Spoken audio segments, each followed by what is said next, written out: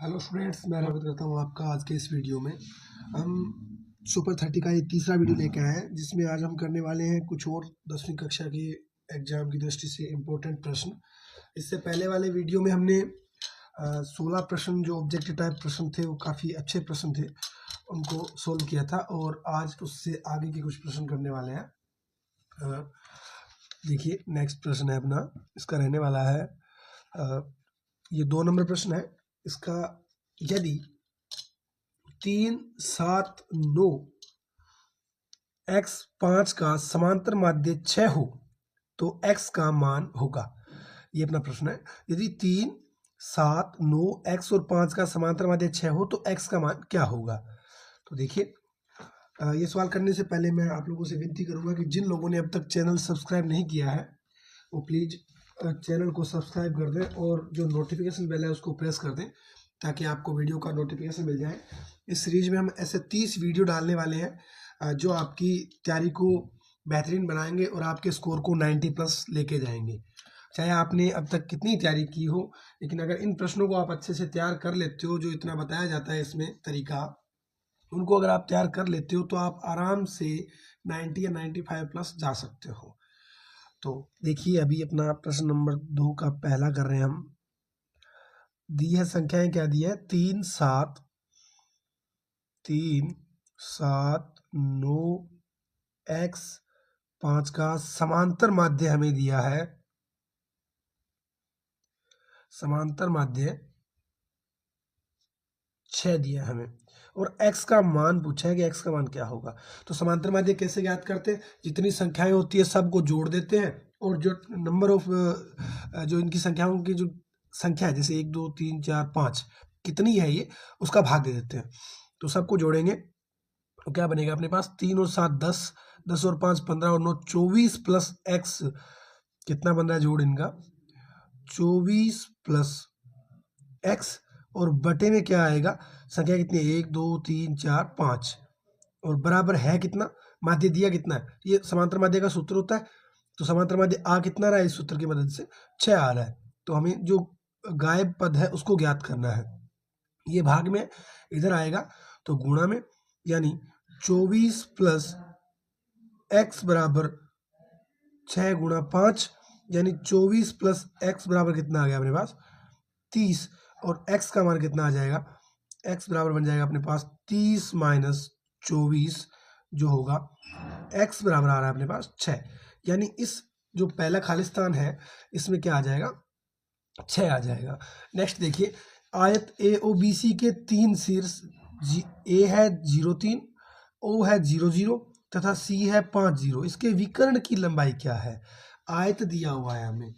तो ऐसे प्रश्नों में अगर आपको कुछ समझ नहीं आता है तो आप क्या करोगे, पहले तो डायग्राम बनाओगे, और डायग्राम ही बनाओगे आप, क्योंकि डायग्राम बनाने से ये प्रश्न आसानी से हो जाएंगे। तो क्या करेंगे, नंबर 2 रहेगा इसका। आयत है ए ओ, आयत है ए ओ बी सी, ए ओ बी सी, ये आयत है अपने पास, और इसमें 3 बिंदु के निर्देशांक दिए, चौथे बिंदु का निर्देशांक हमें नहीं दिया। तो पहले एक आयत बनाते हैं।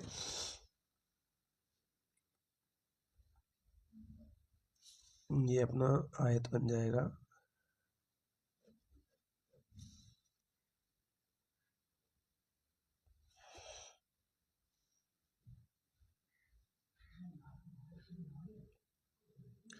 अब देखो, इन बिंदुओं को नाम दे दो। ये मान लो ए हो गया, ये ओ हो गया, ये बी हो गया, और ये सी हो गया। अब हमें क्या दिया है, जिन जिन बिंदु के निर्देशांक दिए उनके लिख लो। ए के दिए 0, 3, यहाँ पे ए के निर्देशांक है अपने पास 0, 3। ओ के दिए 0, 0, ये ओ के हो गए 0, 0। और ये सी के दिए अपने को 5, 0, सी के दिए 5, 0। तो इसके विकर्ण की लंबाई ज्ञात करनी है। विकर्ण कहाँ बन रहा है इसका, विकर्ण ये बन रहा है, विकर्ण ये बन रहा है। तो ए और सी के बीच की दूरी ज्ञात करनी है हमें, तो ज्ञात कर देते हैं। तो ए सी की दूरी ज्ञात कर देते हैं। तो ए सी बराबर क्या हो जाएगा, रूट में एक्स माइनस एक्स वाले से एक्स वाला घटाना है अपने को, तो 5 का स्क्वायर प्लस 3 का स्क्वायर, जो कितना बनेगा, AC बराबर आ जाएगा 25 प्लस में 9 जिसका रूट है, यानी AC का मान आ जाएगा अपने पास 25 और 9 कितने होते हैं 34। तो ये आ गया रूट का 34, यानी इसमें विकर्ण का मान कितना आ रहा है अपना रूट 34, रूट का 34। नेक्स्ट में रूट का 34 आ गया। नेक्स्ट नंबर 3 देखिए, 3√3 tan थीटा बराबर 1 हो तो थीटा का मान, √3 नंबर 3 है ये, √3 tan थीटा बराबर 1, √3 tan थीटा बराबर 1 हो तो थीटा का मान, थीटा का मान हमसे पूछा है। तो कैसे करेंगे इसको, हम क्या करेंगे, इस √3 को इधर 1 की तरफ लेके आते हैं, तो ये गुणा में है, किस में आएगा, भाग में, यानी tan थीटा बराबर अपने पास बन जाएगा 1/√3। अब 1/√3 इसका मान हम tan में कुछ रखते हैं ताकि tan से tan कट जाए और अपने पास थीटा का मान बच जाए। तो tan की टेबल में अपने को tan 30 पे मान मिल जाएगा 1/√3, तो वो मान हम 1/√3 की जगह रख देते हैं क्या, tan 30 डिग्री। तो ये अपने पास बनेगा tan थीटा बराबर tan 30 डिग्री, tan से tan गया, अपने पास क्या बचा, थीटा बराबर 30 डिग्री, क्या बचा, थीटा बराबर अपने पास आ गया 30 डिग्री।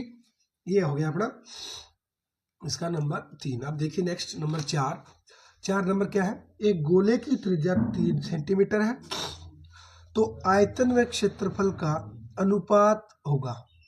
एक गोले की त्रिज्या दी गई है हमें 3 सेंटीमीटर, तो इसके आयतन और क्षेत्रफल का अनुपात पूछा है हमसे। तो आपको गोले का आयतन भी पता होना चाहिए और गोले का क्षेत्रफल भी। तो गोले का आयतन क्या होता है, गोले का आयतन होता है 4/3 πr³ और गोले का क्षेत्रफल होता है 4πr²।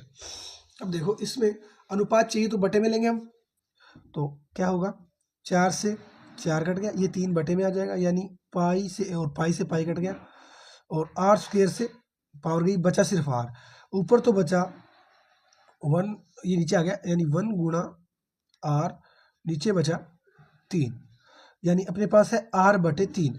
तो r का मान इन्होंने 3 दिया है, तो 3/3 कट गया, यानी अपने पास आ रहा है 1:1। क्या आ रहा है, 1:1। अगर गोले की त्रिज्या 3 होगी तो आयतन और क्षेत्रफल के बीच अनुपात क्या रहेगा, 1:1 रहेगा। नेक्स्ट नंबर 5, यदि कोई प्रेक्षण वर्ग की उच्च सीमा में आता है तो वह अगले खालिस्तान में लेते हैं। क्या करते हैं, अपने जब अपने प्रेक्षण दिए होते थे उनको अपने सारणी बनाते थे उनसे, तब हम क्या करते थे कि जो प्रेक्षण, जैसे अपनी सीमा रहती थी, इसमें नंबर 5 कर रहे हैं, जैसे अपनी सीमा थी 0 से 2, तो जो उच्च प्रेक्षण वर्ग यानी जो 2 आता है वो किस में जाता है, अगले वर्ग में जाता है। तो इसका आंसर हो जाएगा अगले वर्ग में। अगले तो लिखा हुआ है प्रश्न में, अपने को सिर्फ कितना लिखना है, वर्ग में, अगले वर्ग में जाता है। नंबर 6 है समांतर श्रेणी 7 5 3 1 -1 का सारवंतर है। नंबर 6 श्रेणी हमें दी है 7 5 3 1 और पहले 1 है फिर -1 है, इसका सारवंतर पूछा हमसे। तो सारवंतर क्या होता है, A2 - A1, यानी दूसरे पद में से पहला पद घटा दो, उत्तर आ जाएगा अपने आप। तो घटाते हैं, 5 -7, 5 में से माइनस के 7 जाएंगे तो बचेगा कितना, -2, यानी डी का मान क्या होगा इसमें, -2। तो इसका सारवंतर क्या आ जाएगा, -2। अब नेक्स्ट नंबर 3, अब हम प्रश्न नंबर 3 करेंगे। जो अपना एग्जाम पैटर्न पे बनाया हुआ पूरी शीट, इसमें जो एग्जाम में प्रश्न जिस प्रकार आने वैसे ही आएंगे। आपके रिक्त स्थान 6 आएंगे, तो 6 हमने इसमें ऐड किए हैं। छोटे प्रश्न 18 आएंगे, 2 उसमें पहले करवा चुका था, 16 आपको इससे पहले वाले वीडियो में करवा दिए थे। और उसके बाद ये तीसरा प्रश्न है जिसमें आपके 12 प्रश्न आने वाले हैं, जो हम आज करने वाले हैं। नंबर 3 देखिए, पहला, एक वृत्त की त्रिज्या 10 सेंटीमीटर है तथा केंद्र पर अंतरित कोण 60 डिग्री है, चाप की लंबाई क्या होगी? यानी हमें चापखंड ज्ञात करना है, कितना होगा। हमें इन प्रश्नों को लैंग्वेज में लिखना भी है, छोटे प्रश्न है, 1 नंबर का प्रश्न है और इंपॉर्टेंट भी रहने वाले हैं। नंबर 3 हमें दिया क्या है, दिया है वृत्त की त्रिज्या, ये आपको क्लास में बताया हुआ है लैंग्वेज कैसे बनानी है। वृत्त की त्रिज्या कितनी दी है आपको, आप ब्रैकेट में आर लिखोगे, जो हमें मिली है 10 सेंटीमीटर। कितनी मिली है? 10 सेंटीमीटर। उसके बाद हमें इस पर केंद्र पर अंतरित कोण कितना मिला है, केंद्र पर अंतरित कोण यानी थीटा कितना है, 60 डिग्री। तो चापखंड की लंबाई क्या होती है, या चाप की लंबाई लिख लो, उसमें जो प्रश्न में लिखा है वो, तो चाप की लंबाई हो जाएगी 2 पाई आर थीटा बटे 360। अपने इस प्रश्नावली में 2 ही सूत्र थे, एक तो त्रिज्यखंड, 2-3 काफी सूत्र थे इसमें। तो एक तो चापखंड था, त्रिज्यखंड था और वर्तखंड था, बाकी सूत्र यही काम में आने थे।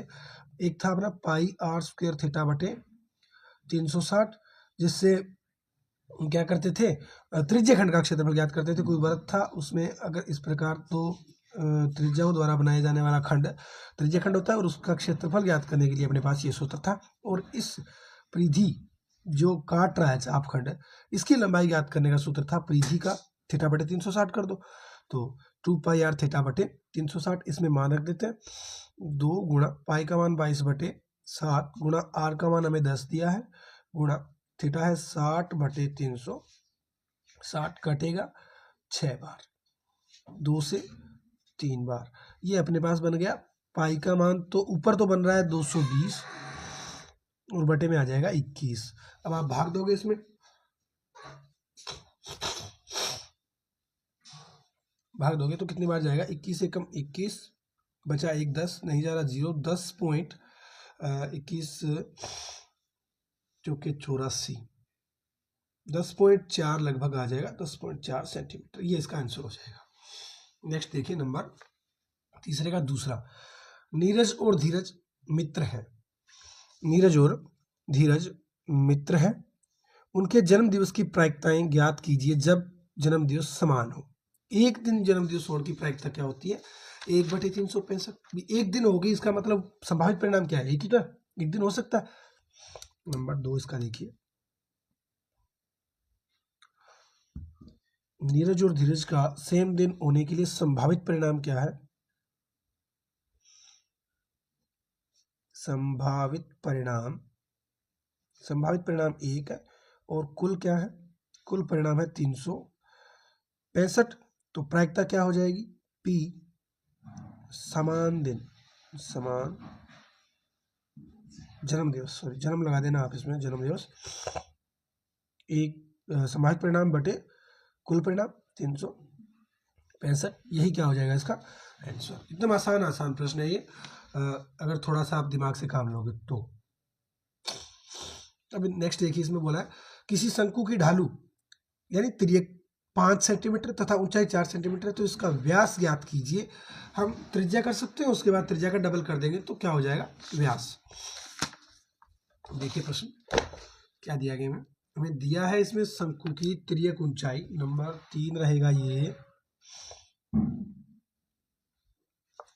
शंकु की तिर्यक ऊंचाई लिखना है आपको पूरा, यानी L दिया है हमें कितना, 5 सेंटीमीटर और H दिया है 4 सेंटीमीटर। तो हमसे पूछा है कि इसका व्यास कितना होगा, व्यास 6 सेंटीमीटर होगा, जाहिर सी बात है, क्योंकि 5, 4, 3 का क्या होता है, ट्राइको होता है। तो हम पहले शंकु बनाएंगे एक अच्छा सा,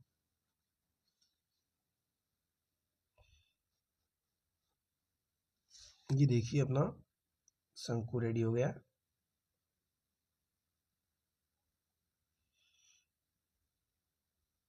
ये अपना शंकु है, ठीक है। और जो इस शंकु के आधार के व्यास पर लंबवत होता है वो होती है शंकु की ऊंचाई। यहाँ से डाला गया लंबी क्या होती है, इसकी ऊंचाई होती है, ये H है, ये L है और ये है आर। तो यहाँ पे आप देखोगे 90 डिग्री का कोण बनता है, यानी हमें क्या लगानी है, इसको नाम दे दो चाहे ए ओ बी। ए ओ बी में क्या लगानी है, पाइथागोरस में लगानी है, इसकी मदद से अपने आर का मान आ जाएगा। और व्यास पूछा है तो आर के मान को डबल कर देंगे तो अपना व्यास हो जाएगा। अब एल का मान हमें 5 दिया है, यानी कर्ण का मान तो 5 है, तो 5 का वर्ग 25। आप इसको पूरा लिखोगे एकदम एग्जाम में, बराबर लंब अपने पास 4 है, 4 का वर्ग होता है 16 प्लस आधार आर का मान हमें नहीं पता, इसका स्क्वायर, ये इधर जाएगा तो 25 में से 16 गए 9 बचेंगे, और इधर है आर स्क्वायर, स्क्वायर हटाएंगे रूट लग जाएगा, और आर का मान क्या बन जाएगा 3। जब आर का मान 3 आ गया, हमसे पूछा है व्यास, तो व्यास क्या हो जाएगा 2r, 2r यानी 2 गुणा 3 जो कितना होता है 6। ये अपना आंसर हो जाएगा। नेक्स्ट देखिए, घन का पार्श्व पृष्ठीय का सूत्र लिखो। घन के सूत्र सभी लिख लेते हैं अपने, इसमें हमसे जो पूछा है पार्श्व पूछा है, अपने घन के जितने संबंधित सूत्र है सभी लिख लेते हैं। नंबर 4, घन का संपूर्ण क्या होता है, घन का संपूर्ण पृष्ठीय क्षेत्रफल। Thank you sir, thank you so much. घन का संपूर्ण पृष्ठीय क्षेत्रफल, घन का संपूर्ण पृष्ठीय क्षेत्रफल क्या होता है 6 गुणा भुजा स्क्वायर। इसकी सभी जो भी भुजा है उन सब का वर्ग करो, और 6 उसमें फलक होते हैं, यानी उसमें 6 वर्ग बनते हैं। घन में 6 फलक होते हैं, इस प्रकार का घन होता है, बना रहे हैं हमने। एक जैसे फलक होते हैं, 6 वर्गाकार फलक होते हैं उसमें।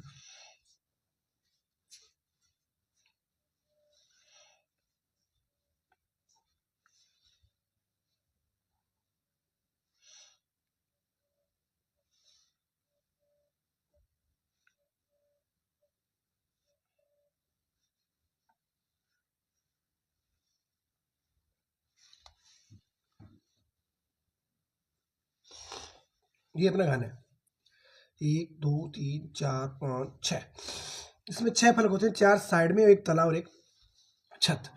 इस प्रकार का अपना घन होता है। इसमें हमें पूछा है कि इसका संपूर्ण पृष्ठ यानी सभी पृष्ठों का क्या हो जाएगा। इसमें 6 फलक है तो, और है कैसे 6 वर्गाकार है, एक वर्ग का भुजा स्क्वायर होता है, तो 6 वर्गों का क्या हो जाएगा 6 गुणा भुजा स्क्वायर।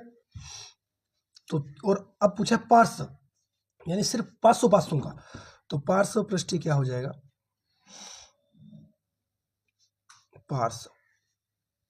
पार्श्व पृष्ठीय क्षेत्रफल क्या हो जाएगा। 2 फलक हटा दिए तो 2 हटा दो, जितने फलक है उससे गुणा कर दो भुजा स्क्वायर का, 4 गुणा भुजा स्क्वायर, ये पार्श्व पृष्ठीय हो जाएगा।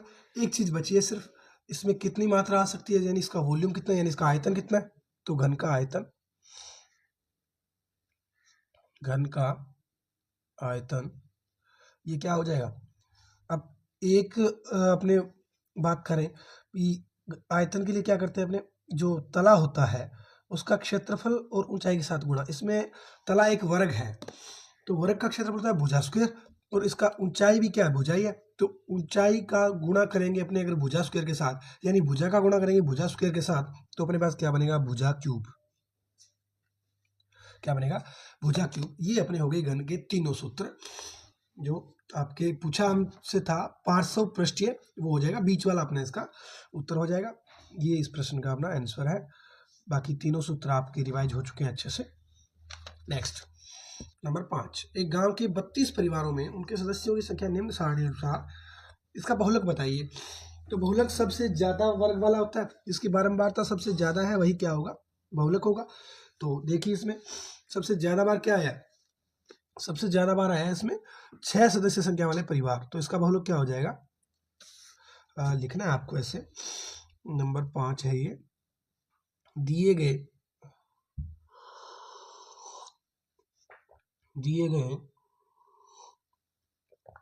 बंटन में या सारणी में सर्वाधिक बारंबारता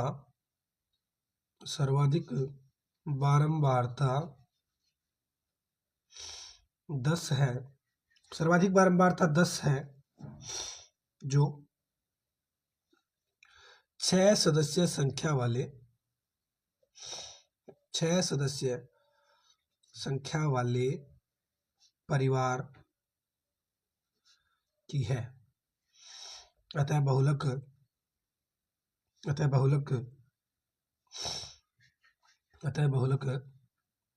6 सदस्य वाले 6 सदस्य संख्या 6 सदस्य संख्या वाले परिवार है ये हो गया आपने इसका आंसर। नेक्स्ट प्रश्न है जो काफी इंपॉर्टेंट प्रश्न है, जिसमें आप लोग मार खाने वाले हो। क्या है प्रश्न? प्रथम 10 समभाज्य संख्याओं का माध्य ज्ञात कीजिए। इस शब्द पे गौर कीजिएगा, जो लिखा हुआ है इसमें 10 समभाज्य, इस शब्द पे थोड़ा सा ध्यान दीजिएगा। भाज्य संख्याओं में कुछ विषम संख्याएं भी आती है। देखते हैं अपने नंबर 6 है ये। तो प्रथम 10 समभाज्य कौन सी हो जाएगी? प्रथम 10 समभाज्य संख्याएं, प्रथम 10 समभाज्य संख्याएं कौन सी होगी? पहली दो सम है, बिल्कुल सर है, लेकिन क्या दो भाज्य है? दो सम है, लेकिन क्या दो भाज्य है? दो भाज्य नहीं है। 3 भाज्य है? नहीं है। 4 भाज्य है। तो पहली अपनी संख्या क्या होगी? 4। 5 भाज्य नहीं है। 6 भाज्य है, सम भी है 6। 7 भाज्य नहीं है। 8 भाज्य है, सम भी है 8। 9 भाज्य तो है लेकिन सम नहीं है, तो 9 को काउंट हम नहीं करेंगे। 10 सर सम भी है और भाज्य भी है 10। 12 सम भी है, भाज्य भी है। 14 सम भी है, भाज्य भी है। 15 भाज्य है लेकिन सम नहीं है। 16 सम भी है और भाज्य भी है। कितने होगी? 3 6 7। उसके बाद 18 20 और 22। अब 21 भाज्य तो है लेकिन सम नहीं है। 1 2 3 4 5 6 7 8 9 10, ये अपनी 10 समभाज्य संख्या होगी। अब हमसे पूछा है इनका माध्य, तो सबको जोड़ दीजिए और 10 का भाग दे दीजिए। तो सबको जोड़ेंगे तो कितना बनेगा अपने पास? देखिए 22 18 40 20 60 60 और 30 90 90 और 10 100 112 120 120 और 10 130। कितना बन गया? सबका जोड़ कितना है? माध्य बराबर ये हो जाएगा अपने पास। आप सबके बीच में निशान लगा के लिखोगे 4 + 6 + 8 + 10 इस प्रकार, और बटे में क्या आ जाएगा? 10। लास्ट में इनका जोड़ कितना आ रहा है? 130 बटे में आ जाएगा 10। 0 से 0 कट गया, यानी इसका माध्य कितना आ रहा है अपने पास? 13। कितना आ रहा है? 13 आ रहा है। नेक्स्ट देखिए घनाभ की विमाएं, हमें घनाभ की विमाएं दी गई है और इसका आयतन हमसे पूछा है। तो घनाभ की विमाएं क्या क्या है? घनाभ का आयतन क्या होता है? अब हम घनाभ के सभी सूत्र जान लेते हैं क्या होते हैं। घनाभ का ये अच्छा भी है घनाभ, क्योंकि इसमें सूत्र थोड़े से डिफिकल्ट भी बनते हैं, लेकिन वैसे अगर ट्रिक बना ले तो बहुत आसान है। घनाभ का संपूर्ण पृष्ठीय देखते हैं पहले, उसके बाद आयतन पे बात करेंगे और इस प्रश्न पे बात करेंगे। घनाभ का संपूर्ण पृष्ठीय क्षेत्रफल,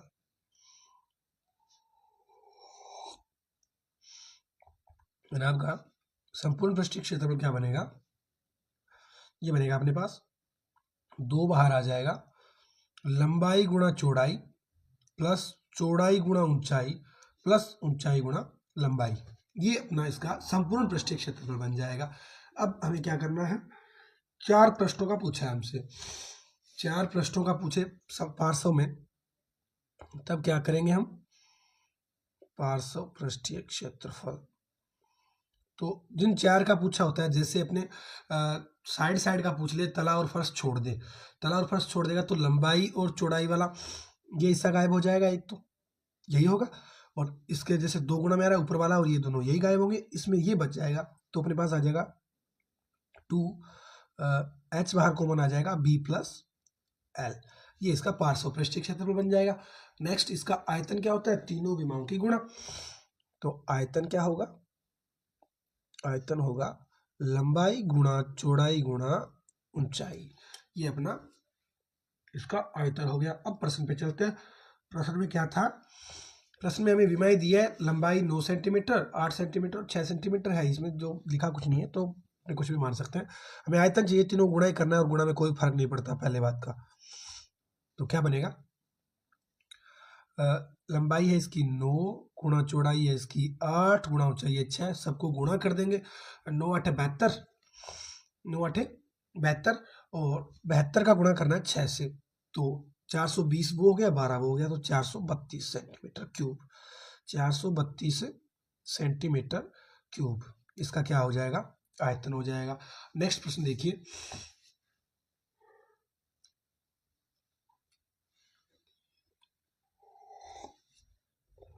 3.5 सेंटीमीटर त्रिज्या तथा 12 सेंटीमीटर ऊंचाई की ठोस बेलन का वक्र पृष्ठ ज्ञात कीजिए। हमें बेलन की त्रिज्या दी गई है और ऊंचाई दी गई है, इस बेलन का वक्र पृष्ठीय क्षेत्रफल ज्ञात करना है हमें।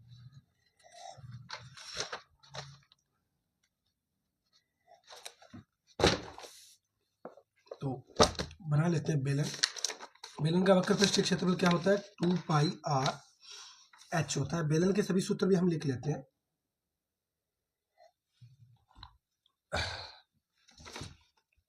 नेक्स्ट अपना बेलन रहने वाला है। बेलन के बारे में चर्चा करते हैं। बेलन का वक्र पृष्ठीय क्षेत्रफल, बेलन का वक्र पृष्ठीय क्षेत्रफल, जो हमसे पूछा है इस प्रश्न में। बेलन का वक्र पृष्ठीय क्षेत्रफल क्या होता है? 2 पाई r h, और संपूर्ण क्या होता है?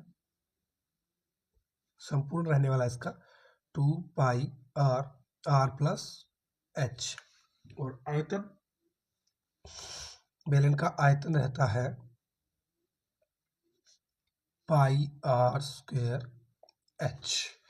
अब हमसे पूछा है इस प्रश्न में क्या कि अगर इसके बेलन के आधार की त्रिज्या 3.5 सेंटीमीटर तथा इसकी ऊंचाई 12 सेंटीमीटर हो तो ठोस बेलन का वक्र पृष्ठीय क्षेत्रफल ज्ञात कीजिए। हमें त्रिज्या दी है, r का मान दिया है 3.5 और ऊंचाई h का मान दिया है 12 सेंटीमीटर। फॉर्मूले में रख देंगे किसमें? 2 पाई r h में। तो क्या बनेगा? 2 गुणा पाई का मान 22/7 गुणा r का मान 3.5 गुणा 12। अब 3.5 से हटाएंगे दशमलव तो बटे में 10, 5 बार, और 5 से 2 बार, और 2 से 2 गया। हमें करना है 12 का गुणा 22 के साथ। तो क्या बनेगा? 12 2 24 का 4, ऐसे लगी 2, 12 2 24 और 2 26, 264 सेंटीमीटर दिया है, तो सेंटीमीटर स्क्वायर, ये अपना क्या हो जाएगा? बेलन का वक्र पृष्ठीय क्षेत्रफल। नेक्स्ट देखिए, 4 3 2 6 5 की माध्यिका ज्ञात कीजिए। माध्यिका ज्ञात करनी हो और इस प्रकार की ज्ञात करनी हो तो फिर बल्ले बल्ले ही है, कोई दिक्कत ही नहीं है इसमें। तो हमें क्या करना है? इनको आरोही क्रम में सेट करना है, और जितने पद है उसमें 2 का भाग देख के देख लो। अगर विषम है तो फिर n+1/2 पद होता है, और अगर सम है तो n/2 पद होता है। तो देखिए क्या होगा। नेक्स्ट अपना रहेगा इसमें 4 3 2 6 और 5 की माध्यिका। तो आरोही क्रम में लिखते हैं इनको। तो क्या बनेगा? 2, आप इसको एग्जाम में लिखोगे बिल्कुल आरोही क्रम में व्यवस्थित करने पर। उसके बाद 2 3 4 5 और 6, ये रहने वाला है। अब देखिए कितने पद है इसमें? 5। तो अपने विषम पद मिल जाए तब तो और ही आसान हो गया। 5 + 1/2 यानी तीसरा पद होगा इसका। तो तीसरा पद क्या है? 4। तो माध्यिका क्या होगी इसकी? माध्यिका हो गई 4। ये अपना इसका आंसर हो गया। नेक्स्ट देखिए, एक पास्य को छाड़ने पर एक समभाज्य संख्या प्राप्त होने की प्रायिकता। समभाज्य, तो पास्य पे समभाज्य 2 है ऐसी संख्याएं जो सम भी है और भाज्य भी है। तो देखिए नेक्स्ट क्या है? पास्य को उछालने पे समभाज्य संख्या के संभावित परिणाम क्या है? संभावित परिणाम इसके रहने वाले हैं, संभावित परिणाम इसके होंगे, एक तो होगा 4 और 6, दो ही होंगे, यानी कुल संभावित परिणाम अपने बन रहे हैं 2 इसमें, और कुल कितने हैं 6, कुल हो गए 6। तो प्रायिकता क्या हो जाएगी, P समभाज्य लिख दो, P समभाज्य क्या हो जाएगी 2/6 काट के, यानी 1/3 इसका क्या हो जाएगा आंसर। नेक्स्ट देखिए नंबर 11, यदि एक बेलन का आयतन 448 पाई सेंटीमीटर क्यूब और ऊंचाई 7 सेंटीमीटर है तो बेलन की त्रिज्या ज्ञात कीजिए। ये भी बहुत आसान हो गया। अभी हमने बेलन के आयतन के सूत्र के बारे में बात की थी थोड़ी देर पहले, क्या था, पाई आर स्क्वायर एस था। तो हमें दिया है बेलन का आयतन दिया है हमें कितना 448 पाई, और ऊंचाई दी है हमें 7 सेंटीमीटर। तो फॉर्मूले में रख देते हैं पाई आर स्क्वायर एच में, उत्तर आ जाएगा पाई आर स्क्वायर एच बराबर है 448 पाई। अब देखो पाई का मान रखना नहीं है क्योंकि पाई से पाई कट रहा है, आर का मान हमें ज्ञात करना है, एच का मान दिया है 7, तो आर स्क्वायर बराबर क्या हो जाएगा 448, और ये गुणा में था बटे में आ गया, और इसका मान है 7, तो 7 काटेंगे, 7 छके 42, बचा कितना 2 28, 7 चौके 28, यानी आर स्क्वायर का मान आ गया अपने पास 64। तो स्क्वायर हटाएंगे इधर लग जाएगा रूट, और रूट 64 का मान कितना होता है +- 8 होता है। अब त्रिज्या माइनस की हो नहीं सकती क्योंकि ये लंबाई है, तो अपना आंसर क्या हो जाएगा आर बराबर 8 सेंटीमीटर। ये अपनी आ गई इसकी त्रिज्या। नेक्स्ट देखिए प्रश्न इसका लास्ट नंबर 12, उसके बाद अपने बड़े प्रश्नों में आ जाएंगे। माध्य बहुलक और माध्यक में संबंध सूत्र लिखिए। इनमें संबंध क्या होता है, माध्य बहुलक और माध्यक में संबंध होता है, ये लिख लो आप 12 नंबर में। अच्छा है, ये हो सकता है इस बार आ जाए क्योंकि ज्यादा उठाया जा रहा है प्रश्न। बहुलक बराबर होता है 3 माध्यिका -2 माध्य, यानी माध्यिका का 3 गुणा में से अगर माध्य का 2 गुणा घटाएंगे तो बहुलक बचेगा। ये अपना इसका संबंध होता है, ये आप अच्छे से याद ही कर लेना, और इसको सिद्ध करना देखना है तो अपने नेक्स्ट वीडियो में इसको सिद्ध भी कर लेंगे। बाकी इसकी कोई ज़रूरत नहीं है, ना सिद्ध करने की ज़रूरत है, ये ठीक रहेगा, इतना आप याद कर लेना अच्छे से। अब देखिए नेक्स्ट प्रश्न नंबर 4, ये काफ़ी करवाया जा चुका है, √3 √5 इस प्रकार का प्रश्न आपको यूट्यूब पे मैंने एक पहली प्रश्नावली की वीडियो में करवाया हुआ है। तो ये नया प्रश्न नहीं है, अपने को टारगेट नए प्रश्नों का रखना है, तो ये प्रश्न आप वहाँ से देख सकते हो। प्रश्न नंबर 4 जो पहली प्रश्नावली की वीडियो में बहुत ही सुंदर तरीके से करवाया गया, उसमें √5 का करवाया है, तो √5 की जगह सिर्फ आपको √3 रखना है, बाकी सेम वही प्रॉपर्टी रहने वाली है इसमें। और ये प्रश्न ज़्यादा इस बार पिछली बार का आया हुआ है तो इतना इम्पोर्टेंट भी नहीं है, जो इम्पोर्टेंट रहेंगे वो हम करते चलेंगे। ये प्रश्न आप देखना चाहो तो लिंक मैं डिस्क्रिप्शन में डाल दूंगा उस वीडियो की, आप वहां से देख सकते हो। देखिए नेक्स्ट प्रश्न नंबर 5, ये अच्छा प्रश्न है, इम्पोर्टेंट भी है। x² माइनस √3 + 1x + √3 के शून्य ज्ञात कीजिए। बहुत ही अच्छा प्रश्न है। इस प्रश्न में आप लोग प्रश्न को देख के घबरा जाओगे, बाकी प्रश्न कुछ नहीं है इस प्रश्न के, तो सब कुछ इन्होंने प्रश्न में ही दे रखा है, लेकिन आप ये रूट देख के घबरा जाओगे, तो आपको घबराना नहीं है। देखिए बहुत ही आसान है। प्रश्न क्या दिया है हमें, x² माइनस √3 और प्लस का 1 x और प्लस में है √3, इसके शून्य ज्ञात करने हैं।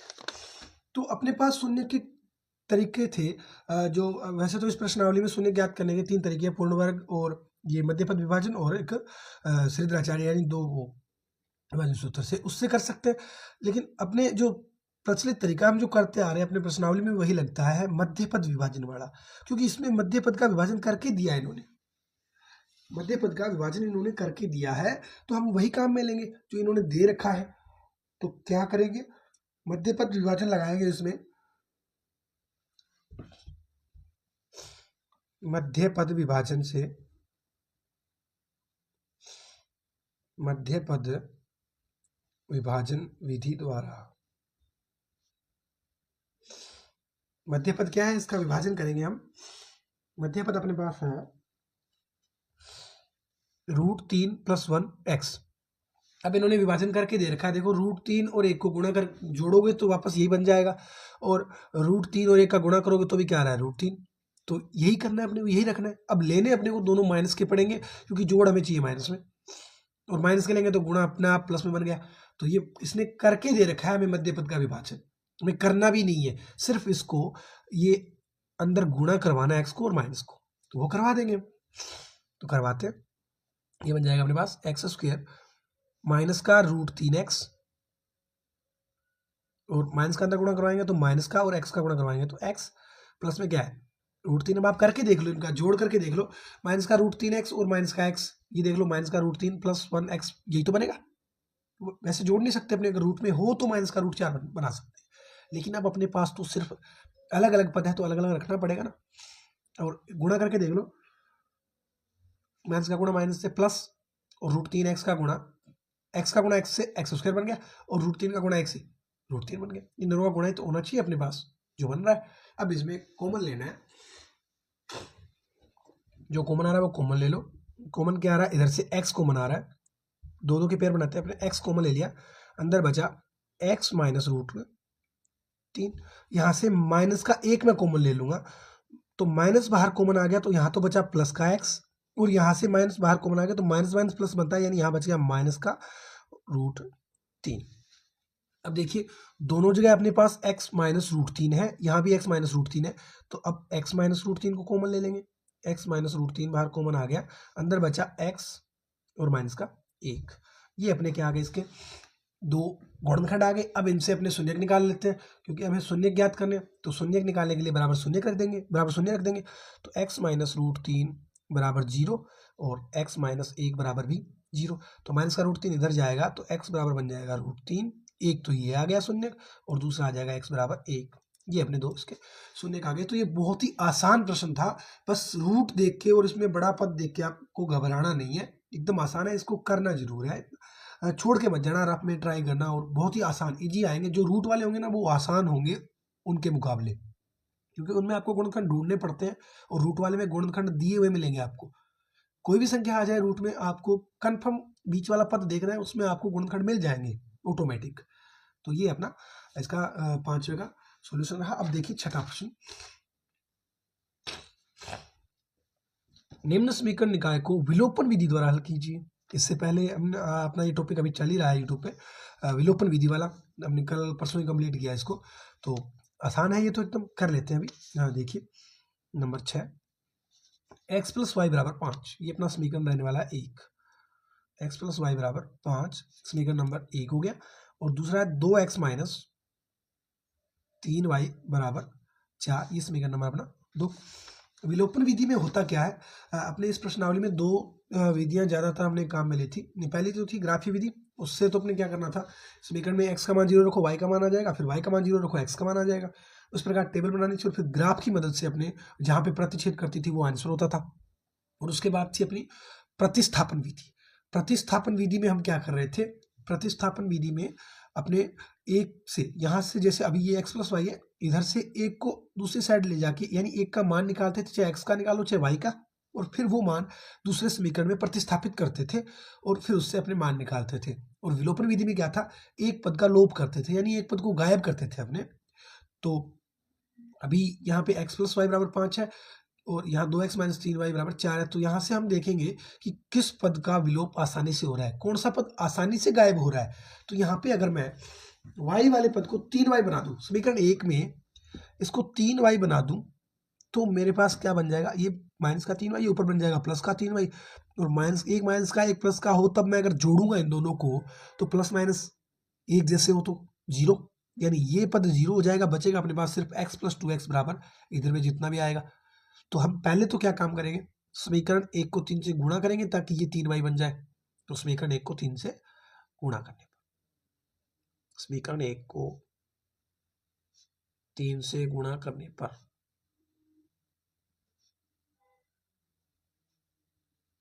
क्या बन जाएगा, 3x + y = 5 × 3। करवाऊंगा ना, 3x प्लस 3y बराबर 15। समीकरण नंबर नाम दे दो 3। अब 2 व 3 को जोड़ने पर जोड़ देते हैं। समीकरण 2 व 3 को जोड़ेंगे तो क्या बनेगा, 3x प्लस 3y बराबर 15 और ये है 2x माइनस 3y बराबर 4।